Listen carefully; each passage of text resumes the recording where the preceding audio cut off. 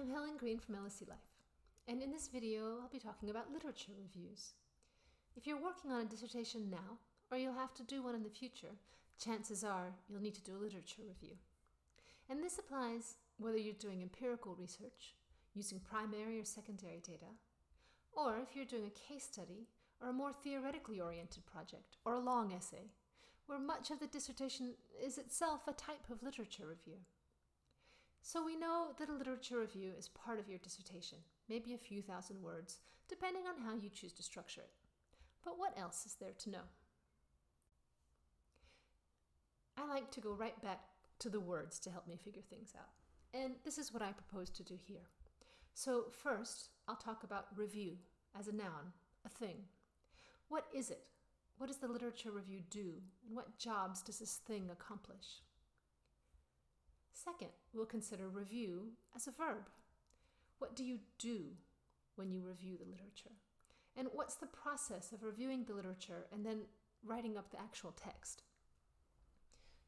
Finally, we'll review. I'm going to propose a different perspective, and we'll think about your reader. And from that point of view, consider qualities of a good literature review, and also some problems to try to avoid. But first, let's be clear. When we say literature, what are we talking about? The literature includes published ideas, data, studies, and reports. And depending on your field, literature can take many forms. Academic texts like journal articles or books, work from governmental sources or from institutions like international or intergovernmental organizations or think tanks. It can include commercial or industrial reports or analyses. Literature can also include material that's not part of a formal publishing circuit. So for example, internal papers, working papers, or even newsletters. It's helpful to remember that what's considered the literature will depend on your academic area and maybe even on your project. Understanding how to explore a range of literature and how to make judgments on the quality of the sources you find is something that your teachers can help with, and especially the LSE librarians. A good guide might be to start with your course material. Whatever kinds of texts and materials you've found on your reading lists, well, this is all part of the literature. So, the review, the noun, what is it, and what's it there for? Well, it's a section of the dissertation you'll hand in, but there's more to it. The literature review is a concise overview of some of the views and debates around your topic. It covers a selection of approaches and findings that you think are the most relevant to your project. It's a platform for your research, a survey of what is currently understood, or not, that leads directly to your specific research questions. You can also think of it as a primer for your discussion, the starting point your reader will need to make sense of the substance and the finale of your dissertation. Here, I think it's important also to say what it's not. The literature review is not just a load of information about your topic. You're not aiming to put in everything you find when you run a search with your key terms. It's more nuanced than that. This part of your dissertation frames your project, presents and critiques what is currently understood, and raises questions about what's not yet understood. Let's take a closer look. Here we'll use a couple tables of content. So, for example, here you see the structure of a dissertation where the literature review sets up some empirical research to explore and test theoretical views of persuasive communication. In the literature review, a broad question about the field is raised. What is social communication? And then narrowed down using a theoretical tool, speech acts, and then applied to the specific research area, what menus do. And then there are a few key concepts that are presented to introduce the project. Now notice, this doesn't mean that all of social communication can be boiled down to speech acts. It's simply that the researcher selected some aspects of this theoretical approach to use in the research. This theoretical tool is combined with a few other concepts Here you see intention, covert communication, and persuasion that are handy for analyzing restaurant menus. This is not everything that can be said about the topic. That would be much too long, and, well, you'd never actually get to the research project. So this table of content shows what the author chose to include as a platform to present the research project. Now, here's an example of a dissertation using a case study. Here, the literature review raises key concepts the reader will need to engage with the case and then the discussion that comes up in the next sections. Notice it has a specific part called a conceptual framework. And here the researcher can use this to make very explicit the definitions and the theoretical assumptions they'll use in the context of the project. Of course, you can do this throughout your literature review without having a specific section called conceptual framework. It's really a matter of the practice in your department and how you want to organize and structure your research story. So, for example, the literature review starts with why and how irregular migrants are vulnerable. And this sets you up for a closer look at what's going on in Morocco in the case. We also have some perspectives on humanitarian protection, which allows the author to show its limitations in the context of the case study. Social protection is introduced in the literature review in order to observe how it works in practice in the case of Morocco, as you see in 3.2. And the literature review here is working also as a primer, sort of a lead up to being able to argue why a specific type of social protection is called for, later there in 4.4. Think about it.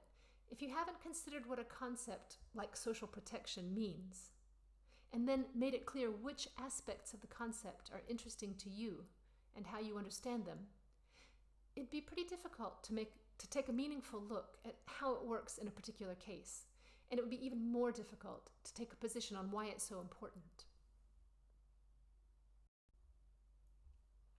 In a similar way, the author presents a general social policy approach in the literature review in 2.4, and then goes on to look at this local social policy context in the case in 3.4, and then some boundaries of social policy raised in the discussion in 4.3.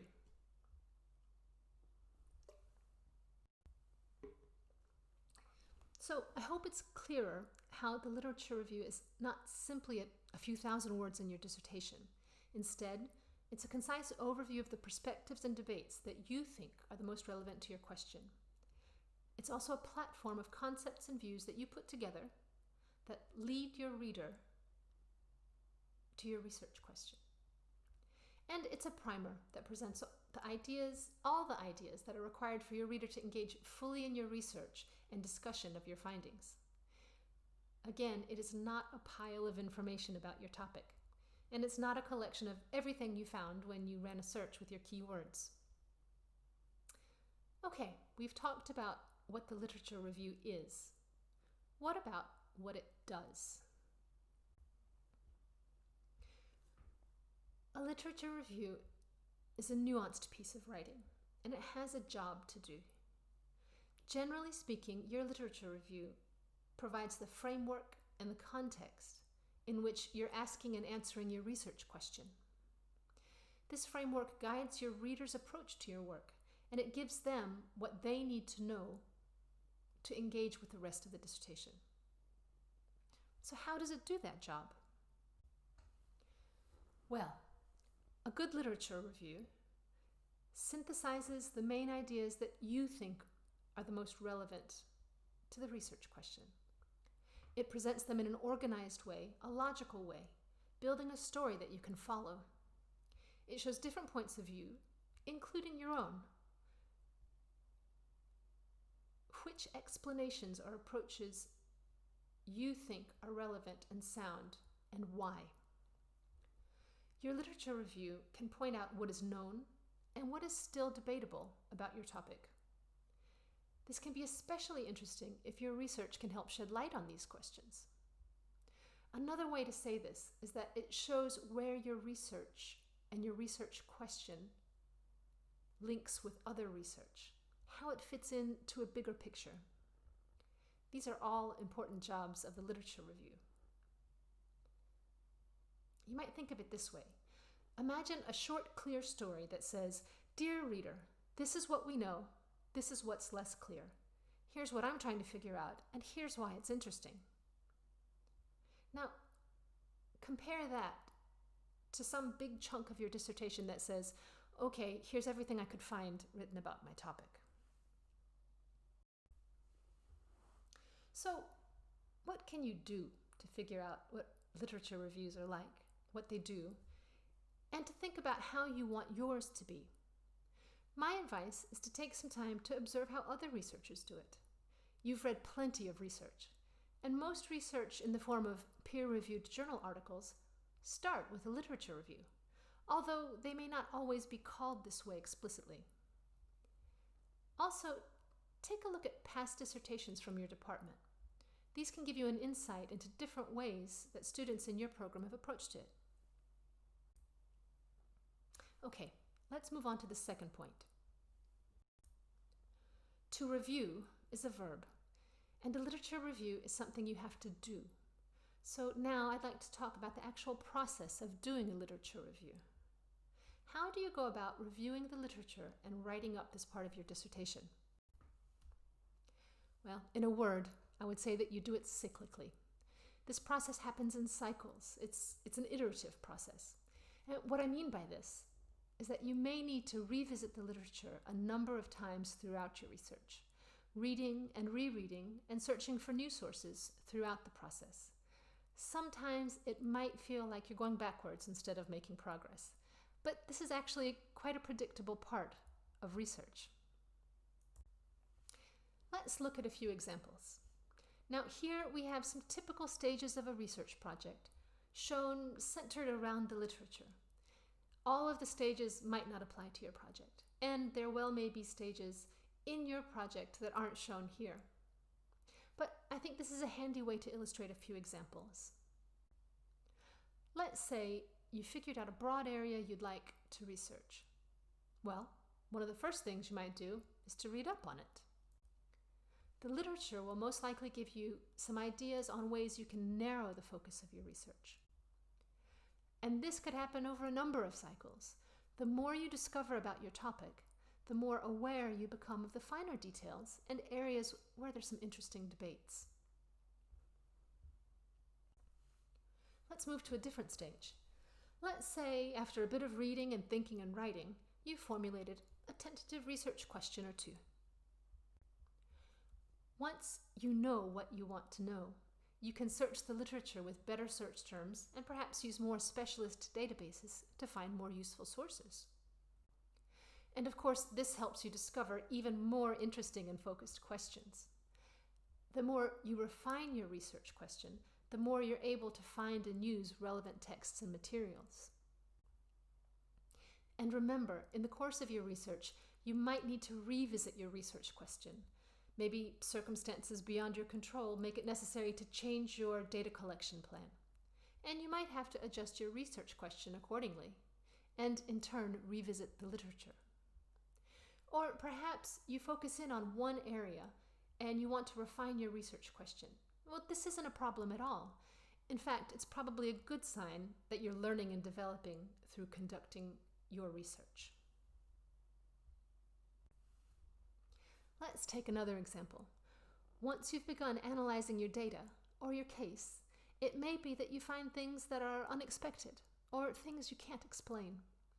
This is a time when you might want to turn back to the literature. You might look at the methods of analysis or some previous findings.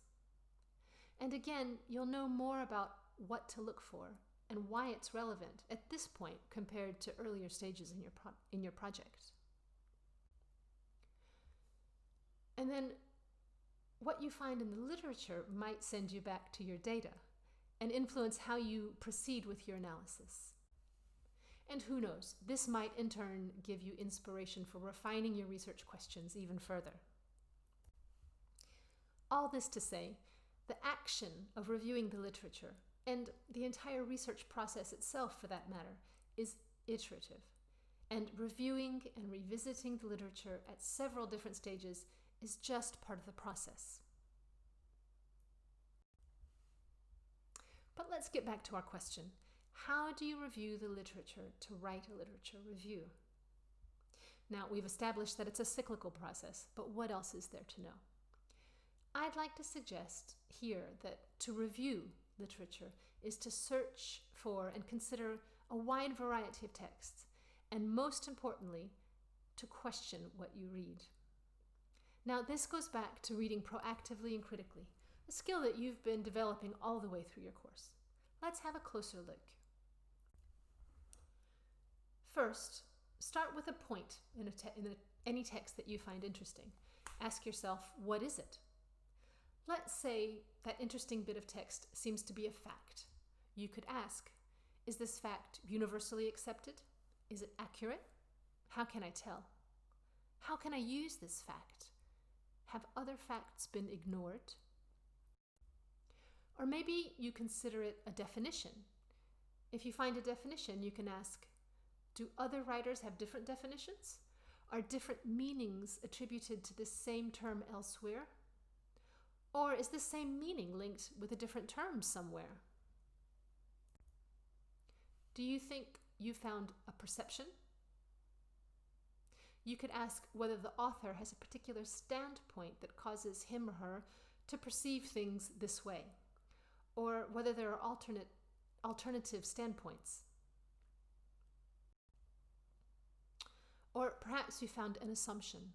Ask yourself, do others make the same assumption? Is it a valid one? Is it justified? Do I agree? Would a different assumption lead to a different conclusion? Is it an opinion? You question the basis of that opinion. How specific or general is it? Do others hold this opinion? Do I agree with this opinion? Is the author making a claim? Can the validity of the claim be tested? On what grounds is the claim being made? Could those grounds be challenged? Should they be challenged? What if you're following an author's reasoning? Follow the steps of the argument and ask yourself whether you think the reasoning is sound. Could a different conclusion reasonably be drawn from the support and the evidence that's presented? Where you find questions raised in the literature, ask yourself, how relevant is this question? Are there other questions that ought to be asked here? A lot of these questions come from Peter Levins' 2005 book, Excellent Dissertations. And chapter 13 is specifically about creating a literature review. And the good news is that this book is available online as an ebook via the LSE Library search engine. But let's return once again to our question. How do you review the literature to write a literature review? We've now established that 1, it's a cyclical process, and 2, you need to ask questions. One last thing I'm going to propose is that you create your own framework to identify and compare elements and ideas that you find. And in this way, you can develop your own understanding of the material. Let's take an example. We can use an example from an article about development economics. Now, please don't get too bogged down in the detail of this example. It's really just to show one way to build your own framework to consider different perspectives on an idea or a set of ideas. And remember, a good literature review written by someone else can be a great starting place to start working on your own. And this is what I've done here. So, this quote comes from a 2011 chapter by Ha-Jun Chang. And we'll start with this one statement to see how you can identify and compare key ideas and put some order in all the texts and the ideas that you're reading. So, the statement is that some thinkers didn't pay enough attention to the role of institutions in development economics. Again, don't worry too much about the fine details. I just want to show you this process. So here, I've set up my own framework of ideas around this claim, and that's helping me organize my thinking around the material that I'll be reviewing. So down the side, there's a column for who. I've listed some different schools of thinking I'm familiar with, and these could come from the text that I'm reading, or other schools of thought I've read about elsewhere. In this case, you see on my list materialists, humanists, productionists, neoclassical political economists, and so on. I've also included the author of the text I was reading in the first place. Now across the top, I've made columns for different aspects of the institutions that I think could be interesting or relevant. Remember, the original claim was that some thinkers didn't pay enough attention to institutions. So I've chosen to make a framework to figure out how each thinker or group of thinkers define an institution, how they would characterize the relationships between institutions and development, examples that they would cite of key institutions and their role in development. Maybe an idea of each thinker's model of institutional change, and perhaps an example, if I can think of one, could help me. And I could go on with whatever elements I think are important. One way to know which columns to create, which elements are important, is to return to my research question, to remind myself of what exactly I'm trying to find out. Always keep your research question nearby as a guide. Otherwise, it can be very tempting to read too much in too much detail. And so here we have our own framework. And remember, the idea is to identify and compare elements to create your own understanding of a lot of different views. So with different thinkers in each row and different facets of their thinking in each column, I'm now in a position to get an overview. With this, I can read and write, and then start identifying disagreements and debates, and I can also see where there will be commonalities and complementarities among authors. By doing this, as I read various texts and points of view, I'm less likely to produce a descriptive list of simply what authors say when I get down to the writing part. Another claim from the same text is that these development economists didn't pay enough attention to politics either. Notice how this author positions some different thinkers and ideas. For example, he says, Albert Hirschman and Gunnar Myrdal are obvious exceptions. The discourse has been dominated by the neoclassical political economy, which has serious problems. So can you see how there are groups or camps beginning to emerge? Well, this is another way to build your own framework when you review the literature. Now, I like to call this a dinner party approach. So basically, I'm having a dinner party, and the theme is my research question. Who do I invite, and how should I have them seated around the table? Now, in this example, I want people to get together and talk about politics and how it relates to development. From the hint that Chang gave me, Hirschman and Myrdal were exceptions to the failure to pay attention to politics. So I'm going to suppose that they have something in common and put them together. Those neoclassicists who are dominating the discourse and seem to have some problem, well, I'll figure out who they are and put them side by side, maybe on the other side of the table. My job now is to consider other thinkers' views, maybe from other texts, and decide how the various perspectives compare. Who will get along if I put them together at my dinner party? Think about your topic and your research question. Who will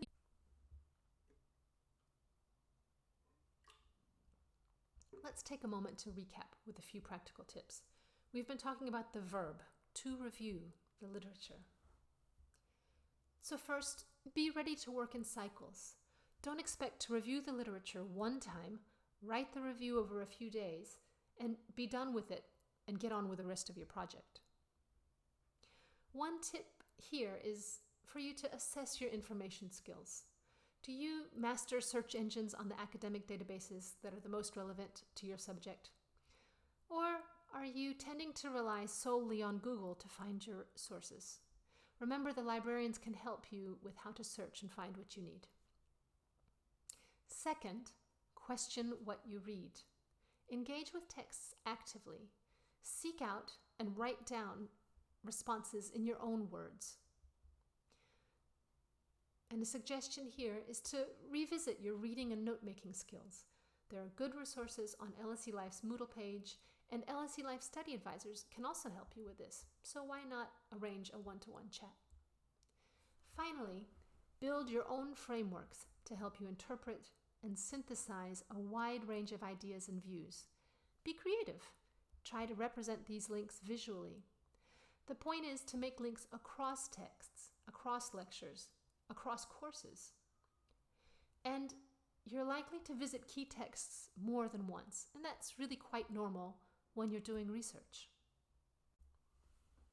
Remember too, there are plenty of books and other resources about writing a literature review and doing dissertations more generally. I've made a few suggestions here, but ultimately, we all have our own ways of working. Get some advice, try what you think sounds reasonable, ask your classmates how they're approaching it, and then be confident that you'll find your own way of getting it done. Now, you've made it through review the noun and review the verb. Let's end here with a little twist. By review, I'd like to shift your perspective and propose we think about the literature review from your reader's perspective. I'm doing this to help you be aware of some common weaknesses so that you can avoid them.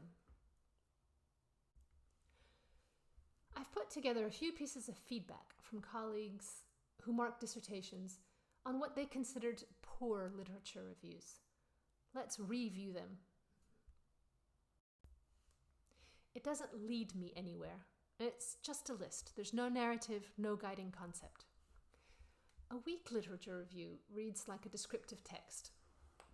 Sometimes even just a list of what various authors say with no narrative structure.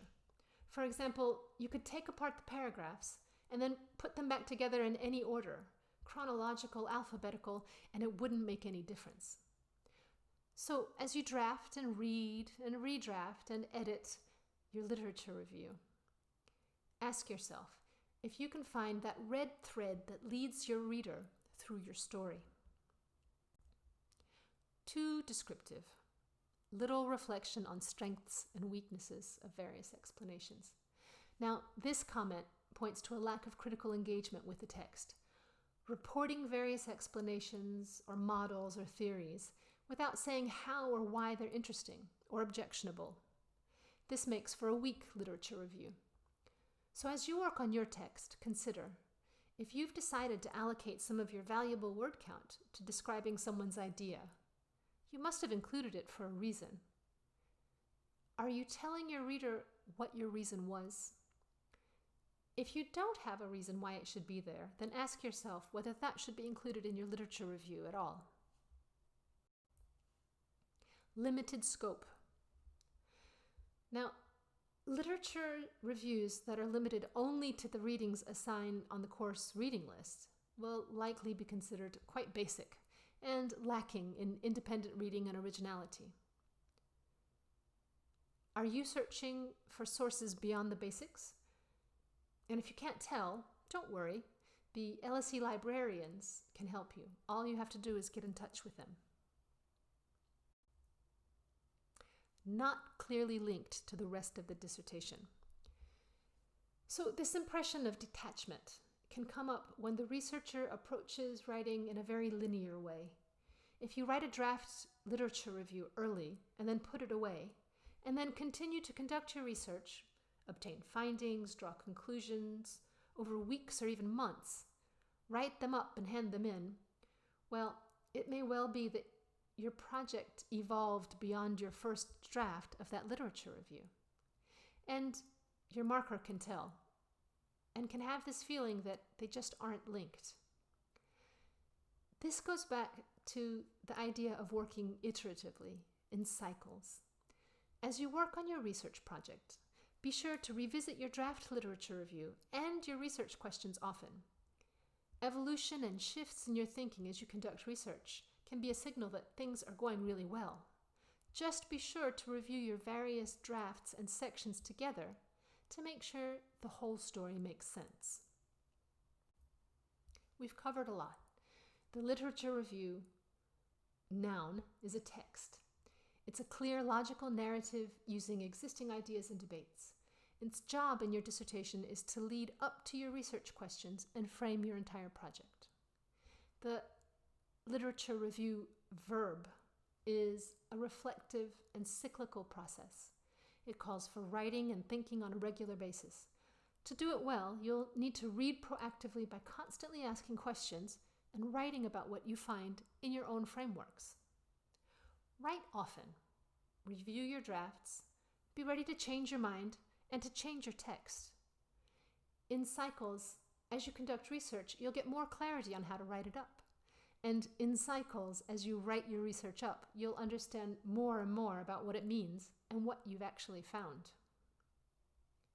If you'd like more resources about doing your dissertation, if you have questions, or if you'd simply like to have a chat with someone while you're working on your research project, LSE Life is the place to go. Visit our website to find out more at lse.ac.uk/LSELife. Also, if you have any comments or feedback on the advice in this video, drop us an email at lselife@lse.ac.uk. I'm Helen Green from LSE Life, and I wish you good luck with your dissertation.